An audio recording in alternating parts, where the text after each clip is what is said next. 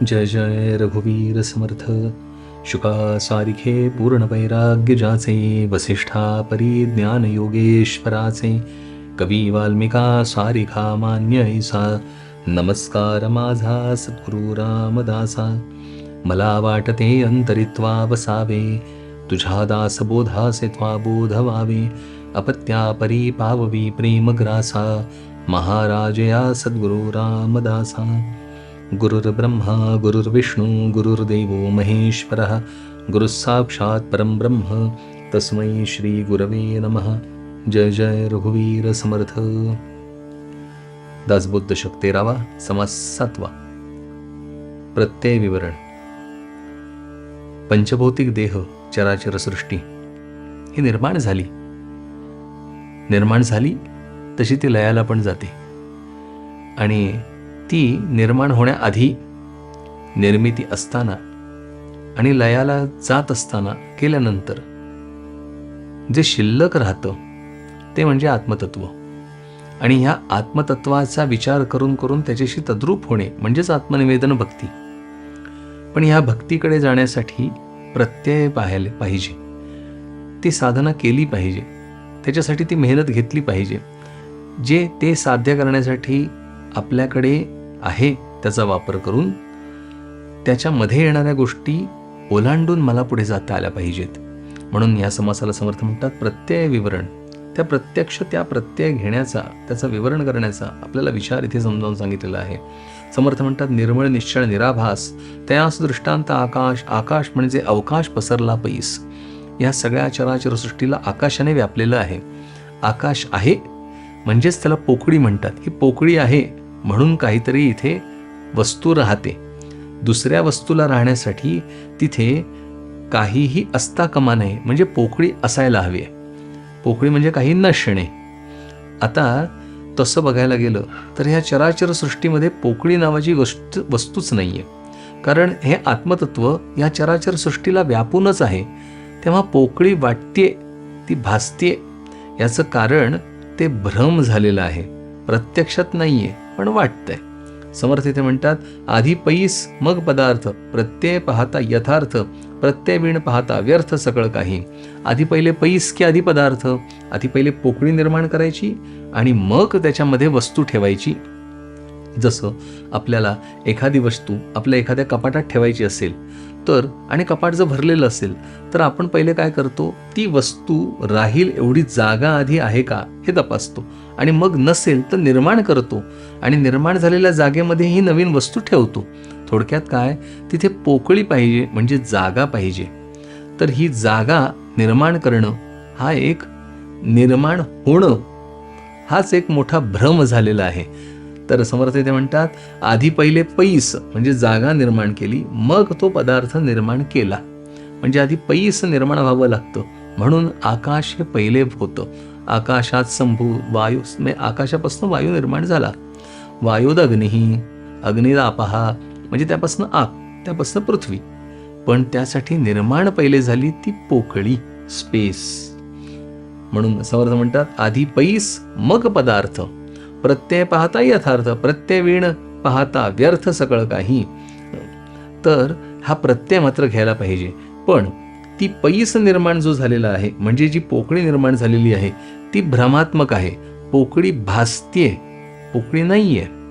म्हणजे पाण्यामध्ये मी एखादी गोष्ट टाकली तर तिथे पाणी नाहीये असं होत नाहीये. तर ह्या वस्तूमुळे पाणी बाजूला सरकतं, पण तिथे त्याच्यासाठी तो जागा निर्माण करू शकतो, कारण पाणी बाजूला जायला जागा आहे. पण ह्या सृष्टीमध्ये, ह्या चराचर विश्वामध्ये ब्रह्माला बाहेर जायलाच जागा नाहीये. त्यामुळे ते व्यापूनच आहे सगळ्या ठिकाणी. ते आत्मतत्व आहे की जे सगळ्या सृष्टीला व्यापून आहे, पण पैस झाल्याचा भास मात्र देत आहे. समर्थ म्हणतात जड अनेक आत्मा एक, ऐसा आत्मानात्म विवेक, जगा वर्तविता जगन्नायक तयास म्हणावे. पण ह्या सगळ्याला भास निर्माण करून त्या भासाच्या आकाशामध्ये, आकाशापासून वायू करत करत ही सगळी सृष्टी निर्माण झाल्याचा भ्रम मात्र झालेला आहे. आणि हा भ्रम चालवतंय काय, भ्रमाला अधिष्ठान काय आहे, तर ते आत्मतत्व हे मुख्य त्याचं अधिष्ठान आहे. विचारे प्रकृती संहारे, दृश्य असताच वोसरे, अंतरात्मा निर्गुणी संचरे, अध्यात्म श्रवणे. आता ह्याच्या बाध करण्यासाठी, ह्यातनं बाहेर येण्यासाठी, झालेला भ्रम नाहीसा करण्यासाठी उपाय काय आहे? तर त्या आत्मतत्वाचं अखंड श्रवण आणि मनन, विचार हाच मुख्य उपाय आहे. म्हणून समर्थ म्हणतात, विचाराच्या आधाराने ही जी सृष्टी निर्माण होत गेली, ती जशा क्रमाने निर्माण होत गेलेली आहे तशाच क्रमाने ती लयाला जावी लागते.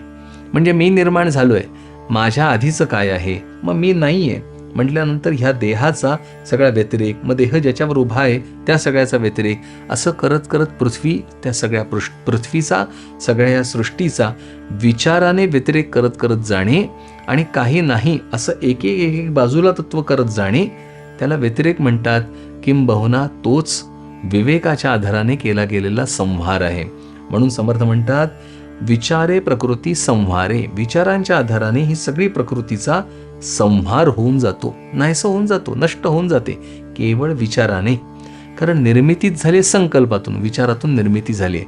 तेव्हा ज्यातनं निर्माण झालेली आहे ती नाहीशी करायला तिथपर्यंत ते जाणं आहे, त्याच्याच आधाराने जाणं आहे, अन्य चालत नाही.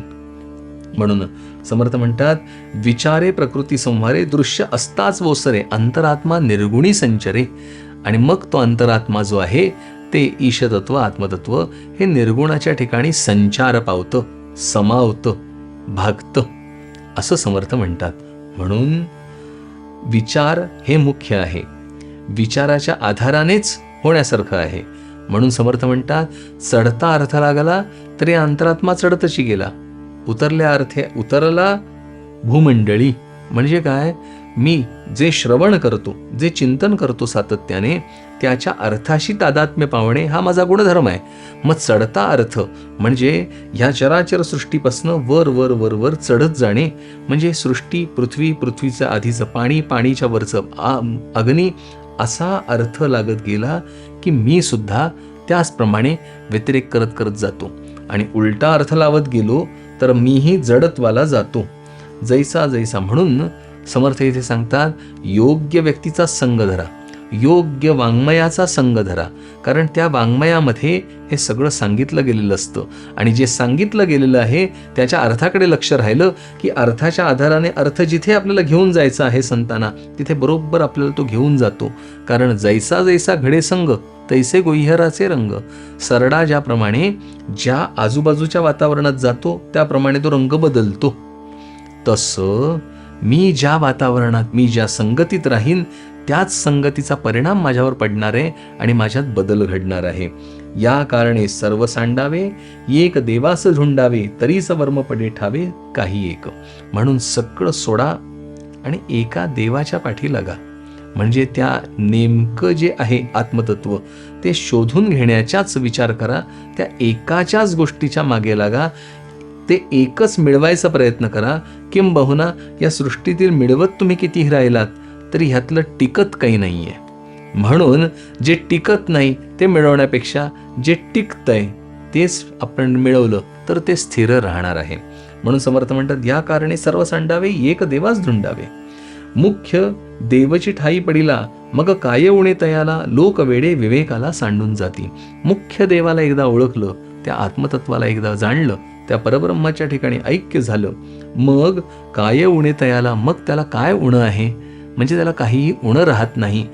उणं म्हणजे काहीतरी कमी असणं.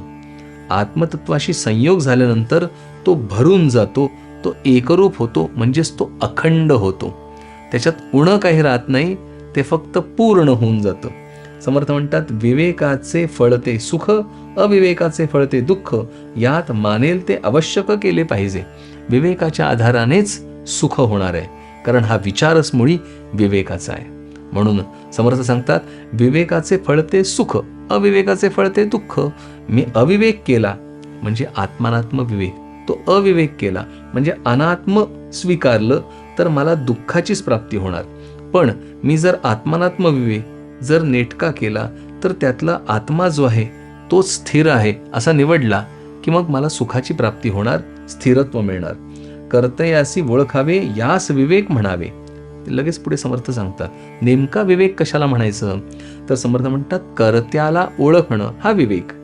यास विवेक म्हणजे विवेक सांडिता भावे परमदुःखी. कर्त्याला ओळखणं, ज्याने मला निर्माण केलंय, ज्यातनं मी निर्माण झालेलो आहे, त्याला काय एकदा ओळखलं की मग माझं सगळ्या दुःखांची शांती होऊन जाते. अशी शांती व्हावी म्हणून आपण समर्थांना प्रार्थना करूया. जय जय रघुवीर समर्थ.